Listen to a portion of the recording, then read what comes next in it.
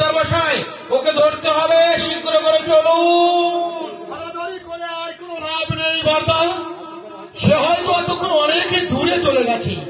তার চেয়ে দেখো লোকটা জীবিত না মৃত। ওরে ভাই হরিদাস, ওর শ্বাস প্রশ্বাস বন্ধ হয়ে গেছে, ও কিন্তু ওর কণ্ঠের বাঁ পাশে একটু নড়ছে। আমার মনে হয় ও আর বেঁচে নেই ভাই। না দাদা, তুমি একবার ভালো করে দেখো লোকটা বেঁচে আছে না মারা গেছে। ওরে ভাই হরিদাস, আমার মন বলছে ও আর বেঁচে নেই ভাই। কই দেখি দেখি দেখি, আমি একবার দেখি।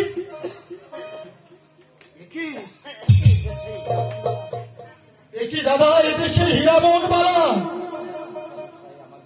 দেখো দেখো পোদ্দার মশাই, আমার মন বলছি এখনো মারা যায়নি, ও বেঁচে আছে। বেঁচে আছে? তাহলে তাহলে তুমি ওকে বাঁচিয়ে দাও। হরিদাস ওকে কেমন করে বাঁচাবে পোদ্দার মশাই?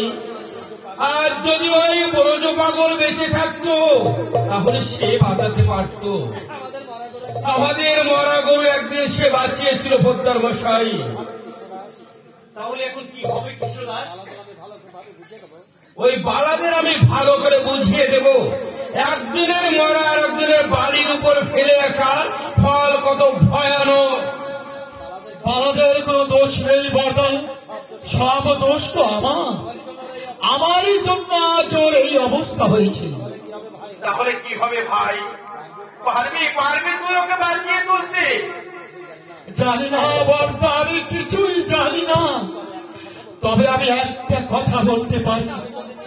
আমি যদি নির্জন নিরলয় বসে এক রাত্রি হরিনাম কীর্তন করতে পারি তাহলে হয়তো আমি হীরামনকে বাঁচাতে পারি বর্দা। ভাই হরিদাস, বেশ তাহলে তুই চেষ্টা করে দেখ।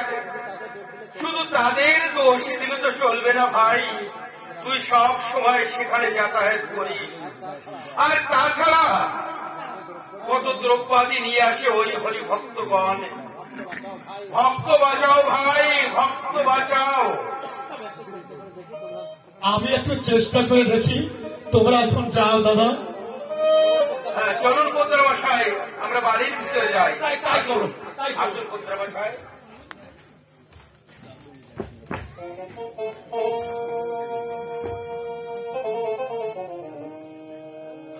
আমার সংসারের কাজকর্ম আমি নিজের হাতে করব, তার জন্য কোনো ছেলেচাকরির দরকার হবে না। আমার কাজ একই। প্রভু, কি হয়েছে তোমার? এসো লক্ষ্মী, এসে দেখো কে ওখানে পড়ে আছে। ওখানে কি হয়েছে? এসে হীরামন বালা মৃত অবস্থায় কে যেন ওকে এখানে ফেলে গেছে। কে ফেলে গেল এ কথা তুমি না জানলে ঠাকুর, আমি কিন্তু জানি। এ কাজ করেছে ওই চৈতন্যবালা। চৈতন্যবালা? চৈতন্যবালা যদি এ কাজ করে থাকি তাহলে এখন আমি কি করবো? এবার যে তোমাকে পরীক্ষা দিতে হবে ঠাকুর। পরীক্ষা? কিসের পরীক্ষা? ভক্তের কাছে ভগবানের পরীক্ষা দিতে হবে। এই জগৎকে তোমার দেখাতে হবে হরি ভক্তের কখনো মরণ অসম্ভব কথা আমায় বলছো লক্ষ্মী। যে দেহ ছেড়ে প্রাণ পাখি উড়ে চলে গেছে সেই দেহে আমি কেমন